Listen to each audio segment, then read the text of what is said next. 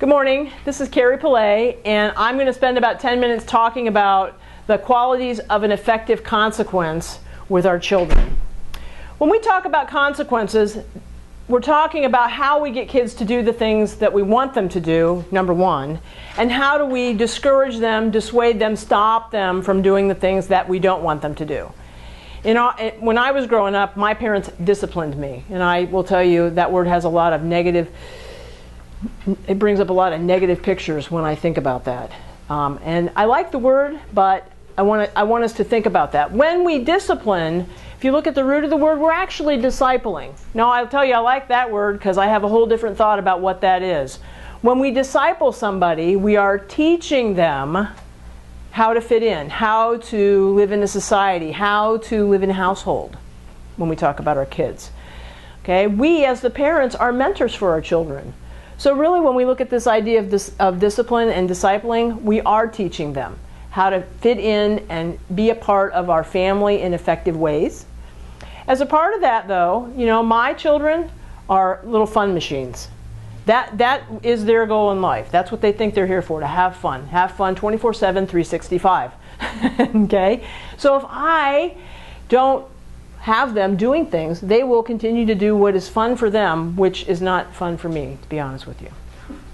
Because they don't make their beds as a part of fun. Is it fun to make my bed? No. Some days I can convince them it is fun to bathe, but some days I don't have much luck with that. Dishes are not fun. Mopping the floor is not fun. Picking up my toys when I'm done, having fun with them is not fun. Those are the things that I find as a parent. Okay? So, we're going to talk about this idea of consequences, and we're going to look at positive ways that we encourage them to do what we want and ways that we stop them, discourage them from doing the behaviors that are not going to be beneficial in the household and in their life. There are 5 things we need to consider when we put these in place, and that's what I'm going to be talking about now. The first quality is importance. How important is what I want to do to the child? Okay? So, for example, if I want my child to pick up their clothes off of the floor, then I need to reward them, that's a positive consequence, with something that is important to them. Not to me, to them. Okay? And so if I offer my child, if you pick your clothes up, you can have a Go-Gurt. Okay? Well, if they like Go-Gurts, they're going to probably pick up their clothes because they know they're going to get a Go-Gurt, right? If I say, you know what, if you pick up your clothes and put them in your laundry basket, you can have a Go-Gurt, and they say, no, I'm not picking up my clothes. What did I find out about that Go-Gurt? Not important to them. They don't like it. I've been using it too much, maybe. It's not an effective tool to encourage them to do what I want them to do. Okay? It has to be important to the child. One of the things that you'll be doing here is actually making a list of things in multiple areas that are important to your child so that you have a lot of go-tos to get them to fit in the way you want them to fit in. Has to be important to them. Number 2, the immediacy of delivering the reward or the consequence for the behavior that you do or do not want. Okay? This is dependent. Immediacy means the child has to be able to connect what's happening, what their reward is, or what the negative consequence is to what they're doing or they didn't do or whatever. It has to have that immediacy. That is dependent upon how old the child is, isn't it? Because a 2-year-old, if they don't put their pajamas away when they get up in the morning and they don't have any consequence until 5 o'clock that night, they are not going to understand that they don't get the Go-Gurt with dinner because they didn't pick up their pajamas this morning. They have no way to connect that. Okay? It has to be immediate for them. So, if I want them to pick up their pajamas and they don't, there needs to be something immediately when they didn't pick up their pajamas that they say, oh, I didn't get that because I didn't do that. Okay? Another example of positive is, with little kids, we all have potty training to endure. It's a big step for them, okay? Well, when they do something like, you just need them to figure out, sit on the potty. I'm not even worried about doing anything on it. Let's just get you sitting on it, okay? So when they do it, I have to reward them with something. You sat on the potty, hooray for you. Okay? Here's what happened. I sat on the potty and I got a green M&M. That's big when you're 2. Right? They get it. I did that and I got this in return. So we hope that that encourages them to do it more, right? And then as they get used to sitting on it, now we're going to change that up a little bit. But it needs to be immediate so they get it. School agers, you can defer it a little bit, can't you? When they get to be 7, 8, and 9, they can figure out, you know what? When you do this, this, and this, I actually have a chore chart. And when my daughter does all of her chores for the day, at the end of the day, she gets something for doing all of her chores. And I can defer from putting my pajamas away, making my bed, making sure my bathroom is picked up, having my bath, doing my homework. She's got like 6 things. And when she has everything done, by 8 o'clock at night, she gets a half an hour of, she likes to play Minecraft right now. So she gets 30 minutes of Minecraft if she has all of her chores for the day done. Okay? And she goes and she keeps track of them. School agers love that keeping track. Stickers, stars, all of that works really well from them. What about teenagers? We have a bigger window for teenagers, don't we? Because they're getting to be more like us. They have a better understanding, and when I have this that I'm supposed to do and I don't do it, then I don't get to. I mean, think about what happens to us. If I don't go to work, what happens to me? I didn't get, you go and I lose it all, I'm homeless. I don't get paid for sure, right? When I go to work, I get a paycheck, but do I get paid every day? I don't. I get paid every 2 weeks. Okay, so I know if I go to work every day, in 2 weeks I got my paycheck coming. I can defer that. As we get older, we can defer things to longer times and we get it, and our kids get it too. Immediacy is important. Number 3, frequency. How often, how are we applying the consequence that we've decided upon? Okay, now here's where we get off track. Sometimes we try something one time. I offer my child to do something and it doesn't motivate them. Or it motivated them once and the next time they don't do it. And I throw up my hands and I give up. Sometimes we as parents get off track because we don't use it enough for them to figure out, I did this and this happened to me.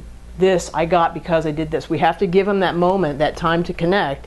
This is the reward for what you did. This is the consequence of what mommy or daddy didn't want you to do.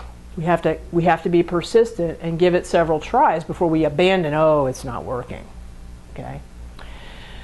Sometimes we overuse things. That's why you're going to be developing a list of things that your child likes that you can use to motivate them or use to dissuade them.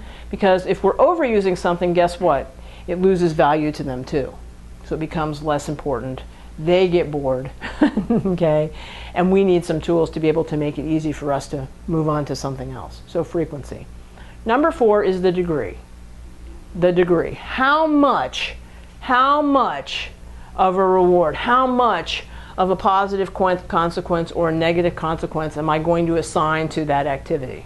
Okay, so I gave you the example of the potty training, and I get them to sit on the potty and they get 1 M&M. Now I'm going to help you guys jump ahead if you got little kids so you don't make the mistake I made. I started out giving them a pack of gummies. You sit on the potty, you get a pack of gummies. Well, you know what he learned? I sit on the potty, I get a pack of gummies. He was going through 2 boxes of gummies a day. That was not my intent. Oh my goodness. I wasn't thinking I was going to give him that much. I hadn't really worked my way through what is the maximum that allowable. How much am I actually going to pay? Think about how this applies to us. You know, if I get overpaid for my job, I'll tell you, I would love to have a Ferrari. Okay? But I don't make enough in a month to be able to buy a Ferrari. Okay? But when I look at this gummy example, I was essentially giving my child enough to buy a Ferrari in about 3 days. We just get way out of hand. We really haven't worked our way through with how much is what I'm asking them to do worth. When we're using things like computer time or TV time, how much can they have in a day? How much can they actually have? How much can they have in a given week? And we work back from there. I did that one wrong too with the computer time, because I was giving him 15 minutes for this and 15 minutes for that, and he's keeping track over here at 9. He came to me on Saturday and he says, "I got gaming weekend, Mom." And he shows me his thing. He's got 16 hours of banked game time. I was like, this is not my plan for the weekend, that I'm going to spend my whole weekend in the house so you can video game. No. And so I had to restructure what I was doing. Okay, so this degree thing is important. How much? How much is it worth? How much overall can they have with the things that they like in your mind? That way you don't get yourself stuck into, oh my gosh, they've got a Lamborghini here and gummy treats. Okay, how much? And number 5 is called the contingency. The other term that I use for it is grandma's rule. Lots of kids really want to make mom and dad happy. And if they feel like they're helping you do something, they're motivated to do it. That's what a contingency is. I call it grandma's rule. I'll do this for you if you do this for me. If you go and make your bed, then you can have this. Isn't that motivating? For a lot of kids, it is motivating. We get them to do things and they haven't really thought about it. My grandma used to do that. She had a farm. If you go out and pick the green beans, I will have your favorite cookie when you're done. That worked for years for me. She made fabulous cookies. But it's the same concept. If you do this for me, I'll do this for you. If you go in there and we get your bath done, then I'll read that book that we're reading. We'll sit down and we'll read an extra chapter tonight. You'll do extra with me? Oh, I'm there. They'll be the cleanest, sparklingest kids in record time because they're motivated to do what you want in order to get something for themselves in return. Okay? So that's what I want you to think about. 5 qualities that make an effective consequence. Importance to your child, the immediacy that it's applied, how frequently you're using it, how much, the degree, how much you're willing to give for the activity you're wanting, and finally, the contingency. Make it a game. I'll do this for you if you do this for me. Those are the 5 qualities that I think are important for an effective consequence. My name is Cary Pilet. Thank you very much for listening.